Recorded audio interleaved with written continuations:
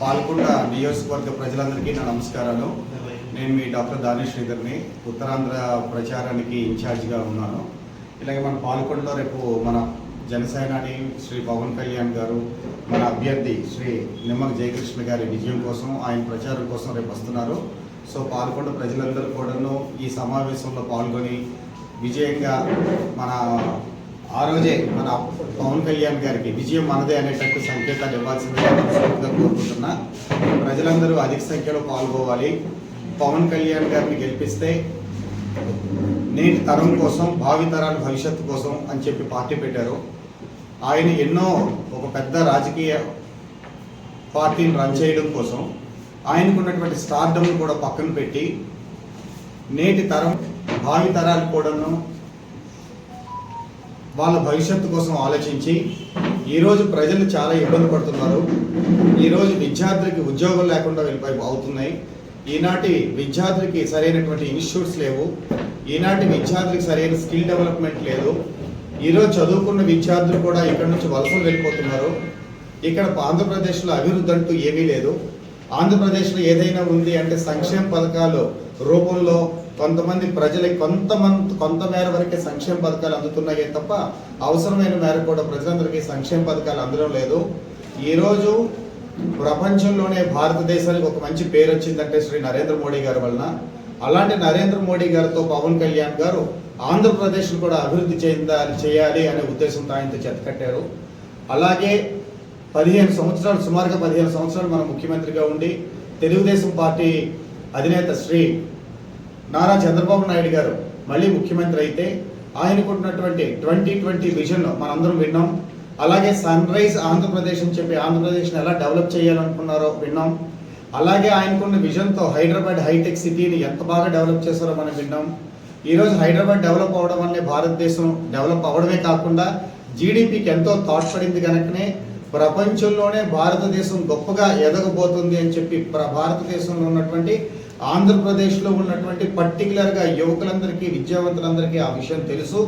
అలాగే 2047 అనే విజన్తో నారా చంద్రబాబు నాయుడు గారు, శ్రీ నరేంద్ర మోడీ గారు, అలాగే జనసేన అధినేత శ్రీ పవన్ కళ్యాణ్ గారు ఒక విజన్తో వచ్చారు.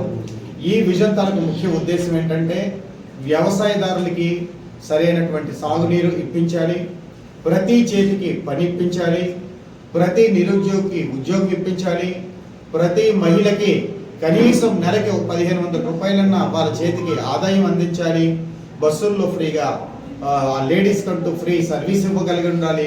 సో ప్రతి ఒక్క ఫ్యామిలీని కూడా ఆదుకోవాలి. ఒక సంక్షేమ పథకాలే భారతదేశానికి లేదా ఆంధ్రప్రదేశ్ అభివృద్ధి చెందడం కాదు, సంక్షేమ పథకాలతో పాటు అభివృద్ధి కూడా అవసరం.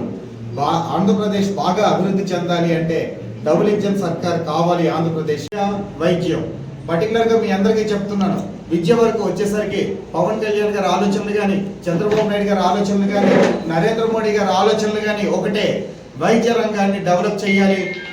పర్టికులర్గా ట్రైబల్స్ ఉన్న రిజర్వేషన్ ఉపయోగించుకొని ఆల్మోస్ట్ 80-90% ట్రైబల్ విద్యార్థులకు కూడా, చదువుకున్న విద్యార్థులందరికీ ఉద్యోగాలు వచ్చేటట్టుగా చేయడమే శ్రీ పవన్ కళ్యాణ్ గారి తనకు ముఖ్య ఉద్దేశం. అందుకే ఈ ఏరియాను కనుక్కున్నారు. అలాగే డాక్టర్గా మీ అందరికీ చెప్తున్నాను, నా బాధ్యతగా జయకృష్ణ గారిని ఎమ్మెల్యేగా గెలిపించుకున్నాక పవన్ కళ్యాణ్ గారితో మాట్లాడి పాలకొండ నుంచి మీరు అటు శ్రీకాకుళం, అటు విశాఖపట్నం వెళ్లాల్సిన అవసరం లేకుండా పాలకొండలోనే పాలకొండ హాస్పిటల్నే ఒక సూపర్ స్పెషాలిటీ హాస్పిటల్గా డెవలప్ చేసేందుకు మన ప్రయత్నంగా మనందరం చేద్దామని చెప్పి ఈ పత్రికా ముఖంగా మీ పాత్రికేయుల ద్వారా పాలకొండ ప్రజలందరికీ ఒక డాక్టర్గా మళ్ళీ చెప్తున్నా, వైద్యం తాలూకు అవసరం ఎంతో ఉంది. ఈ ట్రైబల్స్కి వైద్యాన్ని సరైన రీతిలో ప్రజలకు అందరికీ అందించాల్సిన అవసరం ఎంతైనా ఉంది. మీ అందరికి కూడాను జయకృష్ణ గారి ఎమ్మెల్యేగా పవన్ కళ్యాణ్ గారి తాలూకా ఆదేశాలతో, ఆయన ఆలోచనలతో పాల్గొండని ఒక ఉత్తమమైనటువంటి నియోజకవర్గం గెలిపించుకుందాం. ప్రజలందరికీ చేతులు జోడెత్తి నమస్కరిస్తున్నా. అర్థం చేసుకోండి, ఒక మనసున్న వ్యక్తి, దేశభక్తి, అద్భుతమైనటువంటి దేశభక్తి కలిగినటువంటి ఆలోచనలు ఉన్నటువంటి ఆయన నాయకుడు శ్రీ పవన్ కళ్యాణ్ గారిని గెలిపించాలంటే ఇక్కడ మన అభ్యర్థి జయకృష్ణ గారిని ఒక సంపూర్ణమైనటువంటి మెజారిటీ, అత్యధికమైన మెజారిటీతో ప్రతి ఒక్కడు కూడా, పర్టికులర్గా నేను మీడియా ద్వారా చెప్పాల్సింది ఏంటంటే కొత్తగా ఎన్రోల్ అయిన వాటర్స్, స్టూడెంట్స్, ఎడ్యుకేటెడ్ అందరూ కూడా మీ బాధ్యతగా ఈ 10 రోజులు కష్టపడి చదువులేని వాళ్ళకి కొద్దిగా అక్షరాస్యత తక్కువ ఉన్న వాళ్ళకి, ట్రైబల్ ఏరియాలో కొండల మీద ఉన్న ప్రజల దగ్గరికి కూడా వెళ్ళండి. ఒకరు ఒక 10 మందిని, ఇంకొకరు ఇంకో 10 మందిని, ఇంకొకరు ఇంకొక 10 మందిని విస్తృతంగా మీ పర్యటన ప్రచారం చేసి అందరూ కూడా గ్లాస్ గుర్తుపై ఓటు వేసి నిమ్మక జయకృష్ణ గారిని గెలిపించి పవన్ కళ్యాణ్ గారిని సపోర్ట్ చేసుకొని ఎన్డీఏ కూటమి శ్రీ నారా చంద్రబాబు నాయుడు గారిని ముఖ్యమంత్రిగా చేసుకొని పాల్గొండను అభివృద్ధి పదంలో నడిపించాలని మరొక్కసారి పాల్గొండ ప్రజలందరికీ మనస్ఫూర్తిగా నమస్కరిస్తూ అందరికీ సలహా తీసుకుంటున్నా. Thank you. ఆంధ్రప్రదేశ్లో ఎన్డీఏ కూటమి గెలవాలి, అలాగే భారతదేశంలో కూడాను ఎన్డీఏ కూటమి నరేంద్ర మోడీ గారి ఆధ్వర్యంలో అక్కడ కూడా బీజేపీ రావాలి. ఎప్పుడైతే సెంట్రల్ గవర్నమెంట్ తాలూకు సహాయ సహకారాలు పూర్తిగా మన ఆంధ్రప్రదేశ్కి రాష్ట్ర ప్రభుత్వానికి అందుతాయో ఒక చేత్తో సంక్షేమం అందించగలం, ఇంకో చేత్తో అభివృద్ధి చేయగలం, పరిశ్రమను నెలకొల్పగలం, విదేశీ సంస్థల్ని ఆంధ్రప్రదేశ్లో తీసుకురాగలం, పిల్లలకి స్కిల్ డెవలప్మెంట్ ఇవ్వగలం, చదువుకున్న వాళ్ళకి ఉద్యోగాలు ఇవ్వగలం, లోకల్గా 75% ఉద్యోగాలు యువతకే వచ్చినట్టుగా మనం చేయగలం. తద్వారా ఆంధ్రప్రదేశ్ని అభివృద్ధి పదంలో నడిపించవచ్చు అనే ఒకే ఒక్క ఆలోచనతో శ్రీ పవన్ కళ్యాణ్ గారు ఈరోజు ఈ కూటమి పెట్టారు. అన్నిటికంటే ముఖ్య ఉద్దేశం మీ అందరికీ తెలుసు, వైకాపా విముక్తి ఆంధ్రప్రదేశ్ అన్నది ఆయన మిషన్. అసలు ఎందుకు వైఎస్ఆర్సీపీ పార్టీని ఓడించాలి, ఎందుకు జగన్మోహన్ రెడ్డి గారిని బయటికి పంపించాలి అంటే మీ అందరూ చూసే ఉంటారు. ఈరోజు న్యూస్ పేపర్లో గత 5 సంవత్సరాలుగా ఎక్కడ పడితే అక్కడే కబ్జాలు, అసలు ఎవరి పేరునున్న భూమున్నా హ్యాపీగా పడుకునే రోజు లేదు.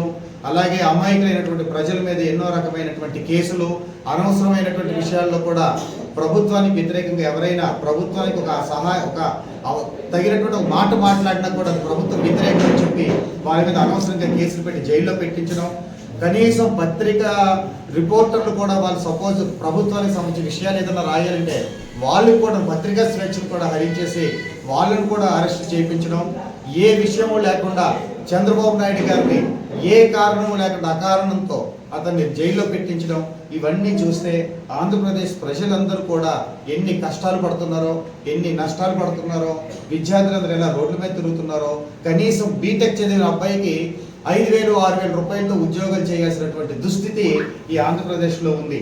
కాబట్టి మళ్ళీ ఆంధ్రప్రదేశ్ అభివృద్ధి చెందాలన్నా, ప్రజలందరికీ ఒక మంచి భవిష్యత్తు రావాలన్నా, దానికి సంక్షేమంతో పాటు అభివృద్ధి కూడా ఉండాలి. పోర్టులు రావాలి, ఎయిర్పోర్ట్లు రావాలి. పర్టికులర్గా ఆంధ్రప్రదేశ్కి రాజధాని లేనటువంటి ప్రభుత్వం వైఎస్ఆర్ ప్రభుత్వంలో. మన రాజధాని ఏంటి అని ఒక స్టూడెంట్ని అడిగి వాడికి ఎగ్జామ్లో క్వశ్చన్ పెడితే ఆడ ఆన్సర్ చెప్పలేని పరిస్థితి, అసలు ఆంధ్రప్రదేశ్కి రాజధాని లేని పరిస్థితి చేసేసారు. ఇప్పుడు ఎన్డీఏ ప్రభుత్వం వస్తే అక్కడ రాజధానిలో మనకు అమరావతి డెవలప్ అవుతుంది, ఆర్థిక రాజధానిగా వైజాగ్ని డెవలప్ చేయబోతున్నారు. దానికి ఆనించుకున్నటువంటి ఉత్తరాంధ్ర అన్నది అద్భుతంగా అభివృద్ధి చెందే అవకాశం ఉంది. పర్టికులర్గా మన పాల్గొండ విషయానికి వస్తే కంప్లీట్గా ఇది ట్రైబల్ ఏరియా, ఎక్కువ గిరిజనులు ఉన్నారు, సరిపోయినటువంటి వైద్య సదుపాయాలు లేవు. గిరిజనుల్లో ఇప్పటికి కూడా లోపల ఊర్లకి రోడ్లు లేవు. ఇప్పుడు కూడా సరైనటువంటి కొండల మీద ఎవరికైనా గిరిజనులకు ప్రాబ్లం వస్తే అంబులెన్స్ సదుపాయాలు కూడా లేనటువంటి ఊర్లో మనం ఇప్పుడు బ్రతుకుతున్నాం.